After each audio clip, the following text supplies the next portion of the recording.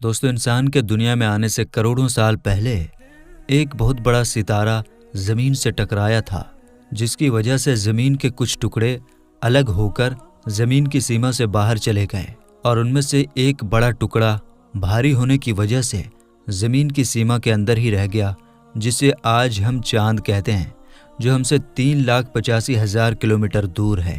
دوستو، اسلامی تعلیمات کے حساب سے آج سے 1400 سال پہلے اللہ کے آخری نبی حضرت محمد مصطفیٰ صلی اللہ تعالی علیہ وسلم نے اس چاند کے 2 ٹکڑے کیے۔ مگر سوال یہ ہے کہ کیا آج کی سائنس جو چاند تک پہنچ چکی ہے اور بہت سارے ایسٹروناٹ چاند پر قدم بھی رکھ چکے ہیں، کیا انہیں چاند کے ٹکڑے ہونے کے کوئی ثبوت ملے یا نہیں؟ اس کے جاننے سے پہلے ہمیں یہ جاننا ہوگا کہ چاند کے ٹکڑے ہونے کا واقعہ آخر کیسے ہوا تھا۔ روایتوں کے حساب سے ہجرت کے 5 سال پہلے قریش کے کچھ لوگ حضور پاک صلی اللہ تعالیٰ علیہ وسلم کے پاس آئے اور کہا کہ اگر واقعی آپ اللہ کے سچے نبی ہیں تو ہمیں کچھ معجزہ دکھائیے۔ اس پر نبی پاک صلی اللہ تعالیٰ علیہ وسلم نے ان سے پوچھا کہ تم لوگ کیا دیکھنا چاہتے ہو؟ لہٰذا ان لوگوں نے سوچا کہ کیوں نہ محمد صلی اللہ تعالیٰ علیہ وسلم سے ایسا کام کروایا جائے جو ناممکن ہو۔ انہوں نے حضور سے کہا کہ محمد، اس چاند کے 2 ٹکڑے کر دو۔ نبی صلی اللہ تعالیٰ علیہ وسلم نے فرمایا، اگر ایسا ہو جائے تو کیا تم لوگ ایمان لے آؤ گے؟ وہ لوگ کہنے لگے کہ ہاں، ہم ایمان لے آئیں گے۔ حضور نے اللہ سے دعا مانگی اور چاند کی طرف انگلی سے اشارہ کیا۔ دیکھتے ہی دیکھتے اچانک چاند پھٹ پڑا اور اس کے 2 ٹکڑے ہو گئے، یہاں تک کہ چاند کا ایک ٹکڑا پہاڑ کے اس طرف اور دوسرا ٹکڑا پہاڑ کے اس طرف تھا۔ سب لوگوں نے یہ منظر صاف طور پر اپنی آنکھوں سے دیکھا۔ پھر محمد صلی اللہ تعالیٰ علیہ وسلم نے فرمایا، لوگو دیکھ لو، یاد رکھنا اور گواہ رہنا۔ اس کے بعد آپ نے اپنی انگلی سے چاند کی طرف اشارہ کیا اور وہ دیکھتے ہی دیکھتے پہلے کی طرح جڑ گیا۔ مگر ان کافروں نے اتنا بڑا معجزہ دیکھنے کے بعد بھی کہا کہ یہ تو صرف محمد کا ایک جادو ہے، معاذ اللہ۔ اور حضور صلی اللہ تعالیٰ علیہ وسلم پر یہ جادو کا الزام لگانے والوں میں ابو جہل بھی تھا۔ مگر قریش کے کچھ عقلمند لوگوں کا ماننا تھا کہ جادو کا اثر صرف سامنے رہنے والوں پر ہی رہتا ہے، اس کا اثر ساری دنیا پر نہیں ہو سکتا۔ لہٰذا انہوں نے طے کیا کہ جو لوگ دوسرے علاقوں اور ملکوں میں گئے ہوئے ہیں، جب وہ سفر سے مکہ واپس آئیں گے تو ان سے پوچھیں گے کہ کیا انہوں نے دوسرے علاقوں میں بھی چاند کو 2 ٹکڑے ہوتے دیکھا تھا۔ اگر انہوں نے گواہی دے دی تو محمد یقیناً سچے نبی ہیں۔ لہٰذا جب قافلے واپس آئے اور ان سے پوچھا گیا تو انہوں نے کہا کہ ہاں، ہم نے بھی اس دن چاند کو 2 حصوں میں بٹے ہوئے دیکھا۔ لیکن قریش کے لوگوں نے یہ بات بنا کر کہا کہ جادو اصل میں پورے آسمان پر کیا گیا تھا، اس لیے جس نے بھی چاند کو جہاں سے بھی دیکھا انہوں نے جادو ہی دیکھا۔ خیر دوستو، اس کے بعد کچھ ہی لوگ رسول خدا پر ایمان لائے اور باقی گمراہ ہی رہے، اور انہی گمراہ لوگوں کی طرح بعد میں آنے والے منکرین اور ملحدین نے بھی چاند کے 2 ٹکڑے ہونے کے اس معجزے کو جھوٹا ثابت کرنے کی بہت کوشش کی، اور اس معجزے پر بہت سے سوال کیے، جن میں یہ کہا گیا کہ اگر چاند کے 2 ٹکڑے ہونے کا یہ معجزہ حقیقت میں ہوا تھا تو اس وقت چاند کے ٹکڑے ہوتے ہوئے دوسرے شہروں اور ملکوں میں دکھائی کیوں نہیں دیا؟ اس اعتراض کا ایک جواب تو حدیث مبارکہ میں ہی موجود ہے کہ جب قافلے والے مکہ آئے تو انہوں نے اس بات کو مانا کہ انہوں نے چاند کے ٹکڑے ہوتے ہوئے دوسرے علاقوں میں بھی دیکھا، جبکہ وہ لوگ خود محمد صلی اللہ تعالیٰ علیہ وسلم کے سخت خلاف اور دشمن تھے۔ دوسرا یہ کہ جب کچھ علاقوں میں چاند نکلتا ہے تو اس وقت دنیا کے دوسرے علاقوں میں دن کا وقت ہو رہا ہوتا ہے۔ اسی طرح آسمان میں روزانہ طرح طرح کی نشانیاں ظاہر ہوتی رہتی ہیں، جیسے رنگ برنگ کے بادل، اندر دھنوس، ستاروں کا ٹوٹنا اور بادلوں کا چھا جانا۔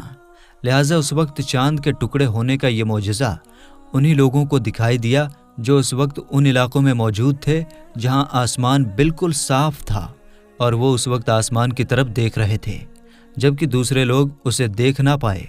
اس کے باوجود چاند کے ٹکڑے ہونے کے اس معجزے کو اس وقت دنیا کے کئی دیشوں نے دیکھا، جن میں ہندوستان کا بھی نام آتا ہے۔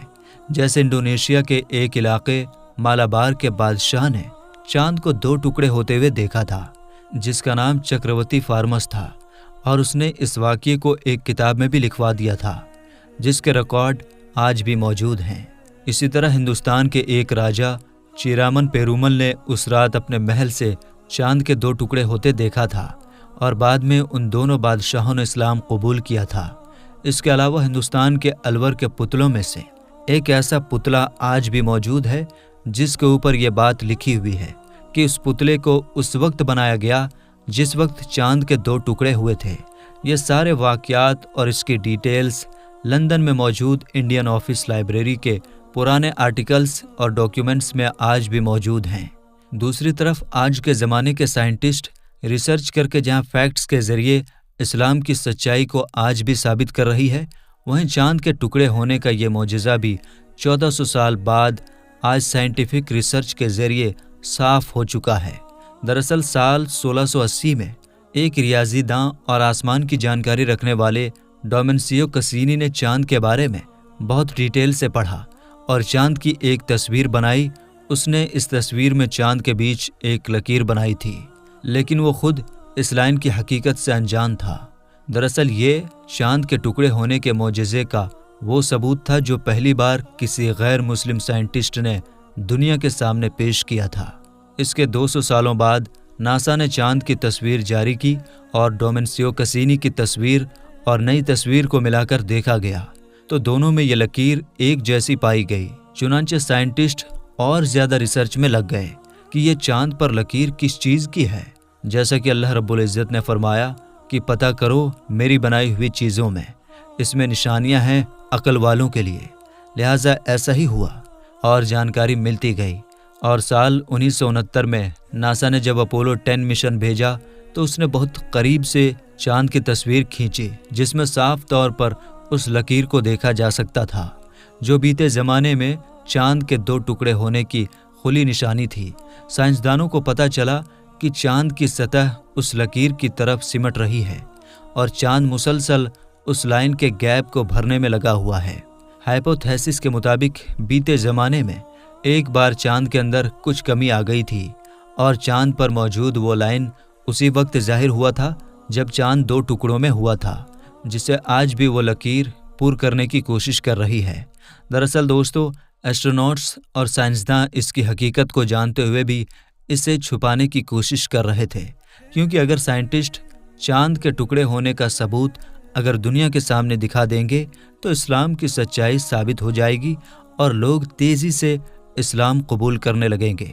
ان ساری باتوں سے یہ پتہ چلتا ہے کہ قرآن و حدیث جس واقعے کا ذکر آج سے 1400 سال پہلے کر رہی تھی وہ بالکل حق ہے، جسے آج لاکھوں بلین ڈالر خرچ کر کے ثابت کیا گیا۔